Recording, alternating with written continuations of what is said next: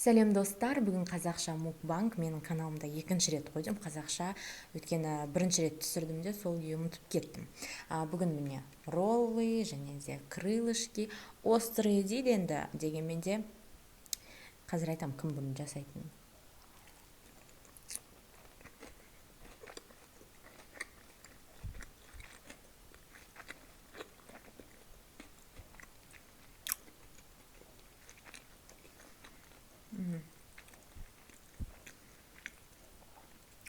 Өте дәмді.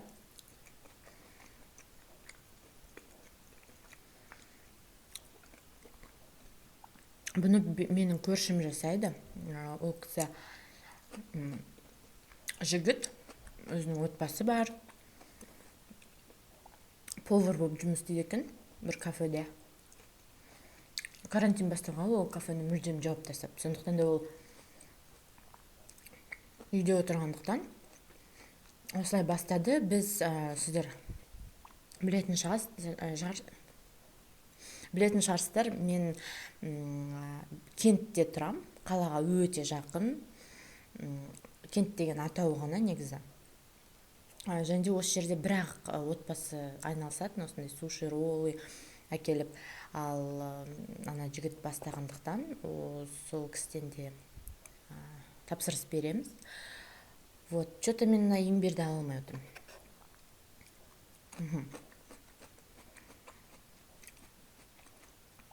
Жаңағы крылышки острый емес, KFC-дағы сияқты емес мүлдем әрине, дегенмен де оған алып келген мынандай соус бар, оның ішінде өлтіріп тұрып чеснок салады енді көп. Сондықтан менің мына жердегі конструкциям құлап бара жатыр. Білмейсіздер ғой, кадр сыртында не болып жатқанын. Ой, Филадельфия классикалық.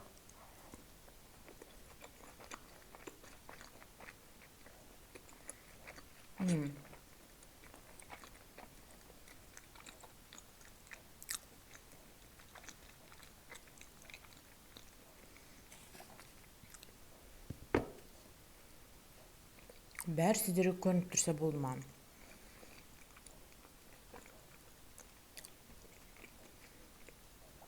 Дәмді етіп жасайды енді. Сөз жоқ. Роллы дәмді өте. Бірақ бірінші рет алған кезде маған ұнамаған болатын, содан кейін әрине. Осы жаққа қаладан доставка келмейді. Қай доставкаға жазбасақ та, жоқ, о жаққа жоқ деп айтады.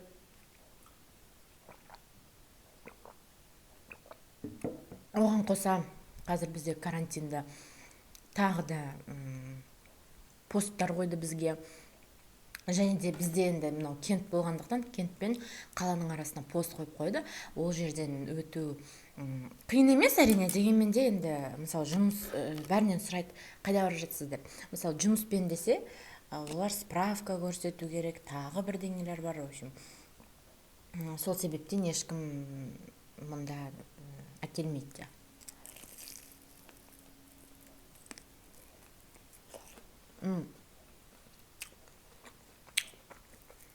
Мен өскеменнемін. Айта кетейін, барлық видеолардың астындағы пікірлерді мен оқып отырам. Бәрін көремін, енді көп емес қой. Ойбай, үлгермей жатырмын дейтін бе.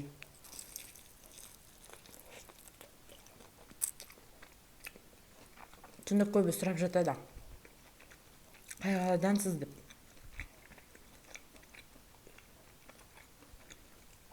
Мен өскеменнемін. Және сіз қай қаладансыз, карантин жағдайы қалай? Сол жайлы жазып өтіңіз. Маған қызық болады оқыған.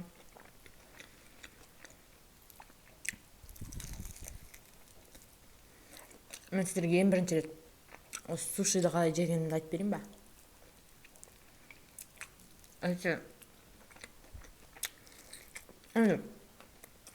Былай болған.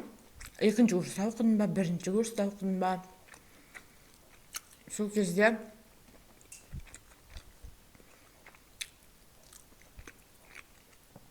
шыға бастады ғой, сол роллы деген.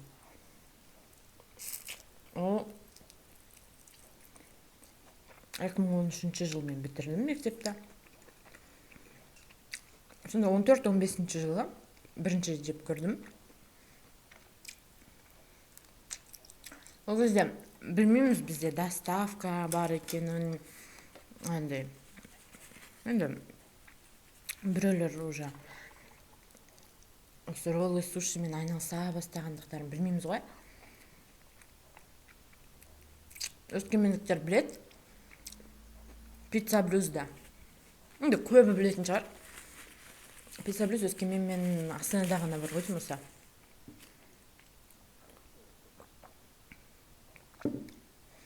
Сол пицца блюзға барамыз, өйткені ол жерден көргенбіз ғой, роллы. Әне әңгіме айтып отырып, соевый соусқа мал болдым жарайды.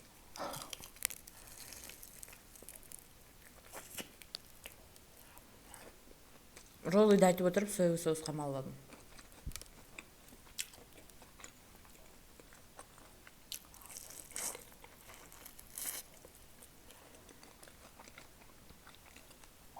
Сонда барамыз пицца блюзға. Қыздармен барамыз, ол кезде КВН ойнаған болатын. Өзіміздің группадағы қыздармен бізде бір команда болды да. Бір қыз тапер болды, тапер деген ол музыка қосып отыратын адам. Біз сахнада КВН ойнап жатқан кезде. Сон бәріміз қосылып, ол 8 март болды ғой деймін. 8 наурыз, 8 март дегенде бір праздник сияқты ғой айтып тұрмын да, мейрам болды да, ол енді біз үшін. Сондықтан енді мейрамда атап өтейік деген мақсатпен жаңағы пицца блюзға бардық. Содан заказ бердік роллы. Білесіздер, бірінші реттен роллы ешкімге ұнамайды негізінде. Бірақ біреулер айтып жатады, бірінші рет ұнаса ұнап кетті, ұнамаса сөге ұнатпай кетеді адам деп. Бірақ олай емес. Мен де, менің айналымдағы адамдар да бірінші рет ұнатпапты.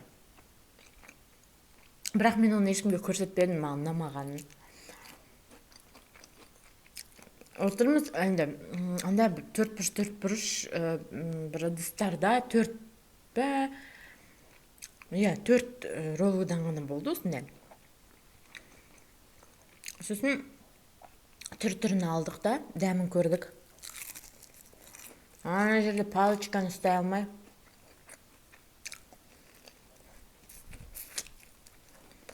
Позорымыз шашып. Бірақ та мен сол жерде отырған кезде, соны жеп отырған кезде, өзімді бір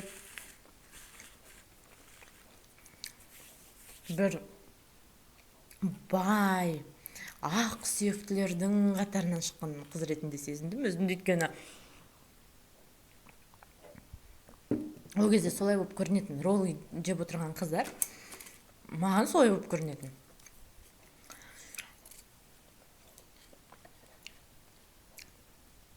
Содан кейін сөйтіп көріндік та жеп алдық анан бәрін.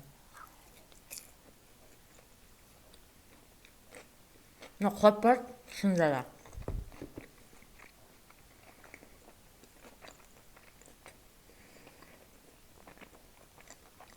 Анан бәрін жеп алдық. Енді онымен қоса біз тағы да заказ бердік қой, енді басқа нәрселер. Соның бәрін жеп шықтық. Ол біз онда бара жатқан кезде андай болады ғой. Бір көз алдымда түсіп бара жатыр ма, қалай болады екен бұл? Бара жатқанда анандай оймен бардық да. Біз қазір роллы жейміз. Біз қазір сәндегі, трендтегі нәрсені жасаймыз деп ша. Сөйтіп барғандықтан ба, ешкім бір-бірінен сұраған жоқ, қалай екен, саған ұнады ма, ұнаған жоқ па деп. Өйткені менің білуімше, менің есімдегі бойынша айтатын болсам, онда бәрімізге ұнады. Бірақ маған ұнаған жоқ негізінде. Мен оны көрсетпедім ешкімге.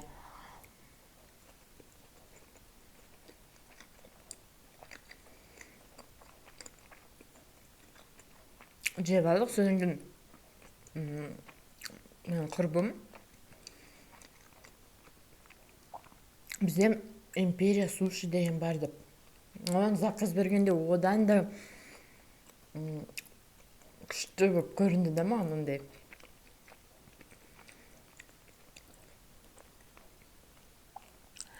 Сөйтіп заказ беріп жеп ананы. Ол кезде енді бастағандар әрқашанда үлкен қылып жасайтын. Мысалы үшін мынандай ішінде осынша сыр болса, маған өте қатты ұнайды. Аз болса ол дәмді емес болады. Бірақ та оригиналында осыншама сыр қоспайды деп айтады негізінде. Мүлдем бізде және Ресейде ғана ғой деймін, осы роллыдың түрі бар. Цезарь деген шығарып алған, кәдімгідей салат жеп отырған сияқтысын, ішіне бүкіл құрамындағы дүниелерді салып қояды. Және де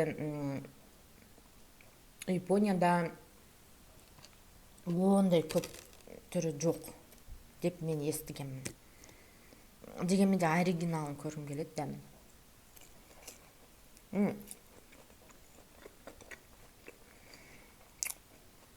Сөйтіп доставкалар бастаған кезде үлкен қылып, дәмді қылып жасайды да. Уже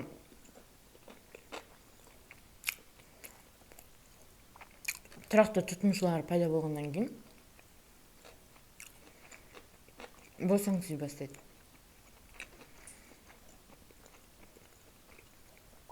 Еще жаңа бастағандар өте көп акциялар жасайды. Бізде мысалы Доди деген бар. Ол барлық қалаларда бар екен.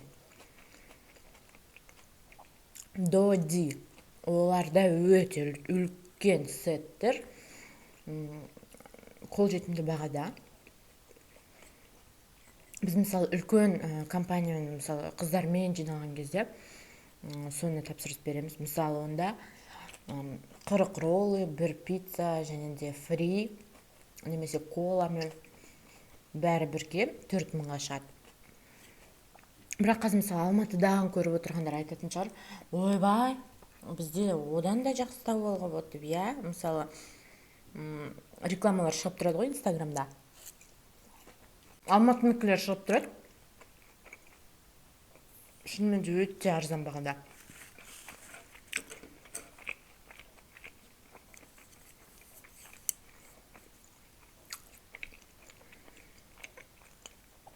Бізде Өскеменде жалпы бәрі қымбат, білмеймін не екенін. Мысалы Семейде олай емес.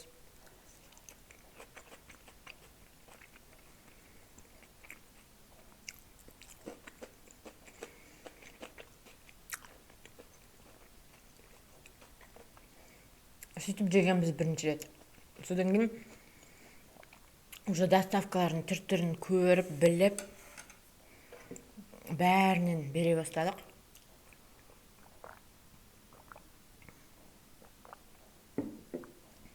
Өте қазір уже былаймыз. Білеміз, қай доставканың дәмі қандай, не отыр. Барлығын біліп отырамыз.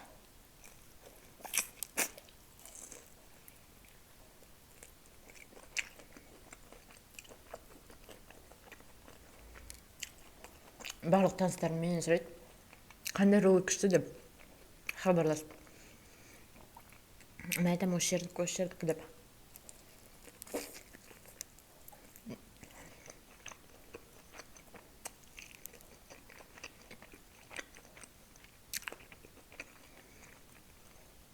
Мына крылышки өздерімен өздері былай, кәдімгі тауықтың дәмі. Ешқандай ащы емес, ештеңе емес. Просто соусына чеснок көп қосады да, бірге жеген кезде.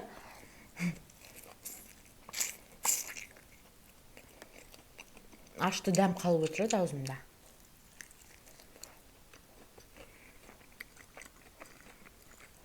Түсіріп отырмын бәрін.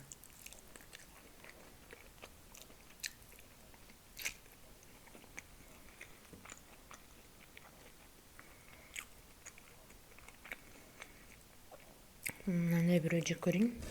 Бірақ бұның бәрі крылышкалар. Бізде енді теңгемен айтсам, бізде мысалы мен 7 крылышки бердім заказ. ол 700 теңге. 5 крылышке 500 теңге, 7 700, 14 1400. Біз ойлаймыз ғой, не деген арзан ма? Неге олай екен деп. Сөйтсек, мына екеуі негізі бір крылышка ғой. Былай. Оларды бөледі екен да. Екі крылышка деп санайды екен.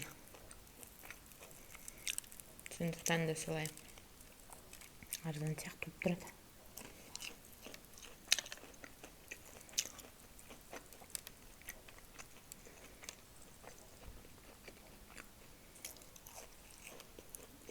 Жаңағы жігіттің отбасы бар деп айтып отырғаным, өйткені ол біздің ауылдікі негізі. Сол үшін біліп отырмын.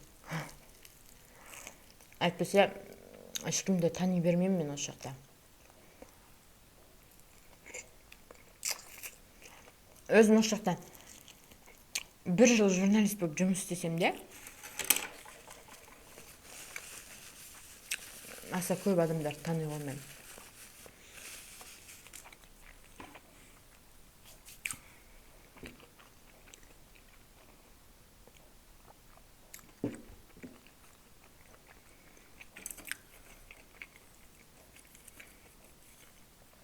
Қазақ тілінде түсірейін десем, қандай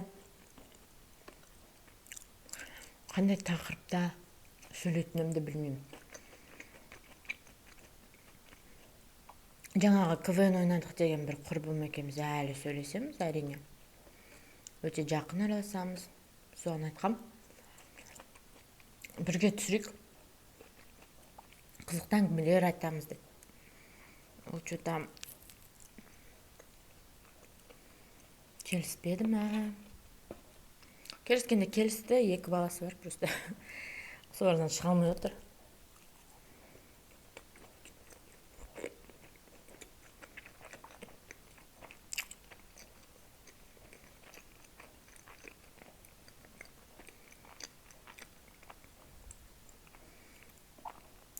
Видеоларын көреді, сондықтан да сәлем саған Ерке.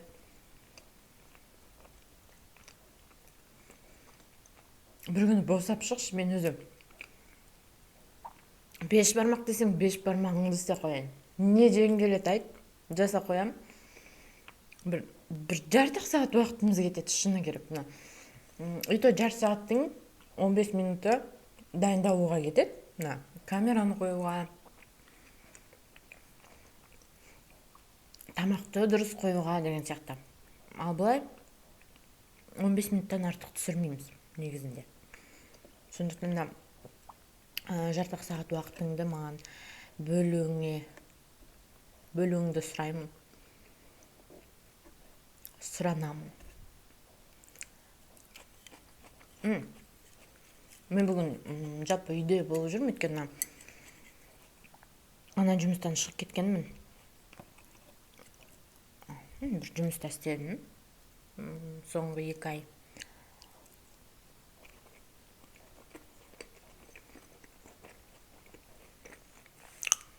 Маған келмейтін мүлдем. Сондықтан да шығып кеттім. Содан кейін бір қаладан маған мені шақыртып жатыр да жұмысқа бір. Қалаға барып келуім өте қиындап тұр дегенмен де құжаттарымды жинап жатырмын.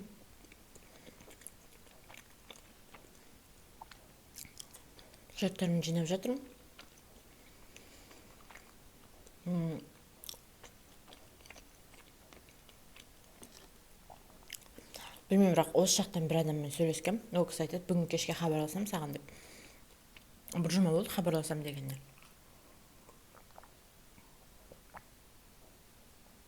Сон білмей тұрмын, қалай істеймін. Үйде болғаннан кейін түсіріп тастайын дегем. Сондықтан да Ерке, давай тезірек кел.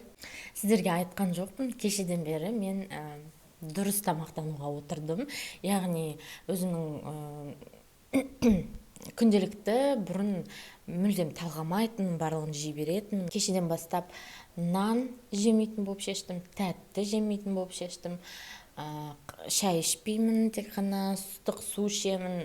Айта кетейін, біз пицца блюзға барып роллыйды бірінші рет жеген кезде, сол кезде мен кипяток қана ішіп жүрген болатын. Яғни мен шай ішпей жүргенмін, нан жемей жүргенмін. Ол кезде қарқынды арықтау үстінде болдым да, әрқашан студенттік кезімде солай болған.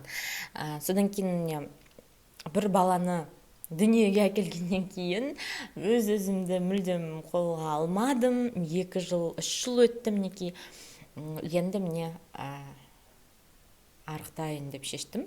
Сол студенттік кезімде қандай жаттығулар жасадым, қалай тамақтандым, соның барлығын есіме түсіріп, соны іске асырмақшы болып жатырмын. Енді дегенмен де мукбанг түсірген дегенде оңай емес.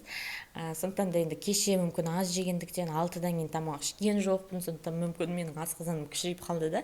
Көп тамақ қабылдай алмай тұрған болар. Себебі осыған дейінгі мукбангтарды көрсеңіздер, мен осындай крылышке заказ берген 5 болған болатын. Бүгін 7 болды. 5 болды. Онымен қоса самса болды. Тағы бір дүниелер болған. Мен оның барлығын жеп қойған болатын. Сондықтан да қазір тойып кеткенімді сезіп тұрмын. Сондықтан да тоқтатайын. Сіздер де мен түсінеді деген ойдамын. Не жегенді көрген сіздерге ұнайды, қандай тақырыпта сөйлеген сіздерге қызық болады, пікірлеріңізді қалдырыңыздар. Мен олардың барлығын оқимын, оның барлығын көремін, және де соны жасауға уәде беремін. Не деп жазасыздар, соның бірін болса да жасауға уәде беремін. Сондықтан да сіздер менімен болғандарыңызға рахмет. Маған өте приятно. Осындай да ұмытып қалдым да қазақшасын. Өте маған жақсы өте ұнайды маған сіздер, маған жақсы пікірлер қалдырған кезде. Сіздерге үлкен рахмет, алғысымды білдіремін мені қолдайтындарыңызға. Сондықтан да тағы да жазыңыздар, мен сіздермен бірге боламын. Пока-пока.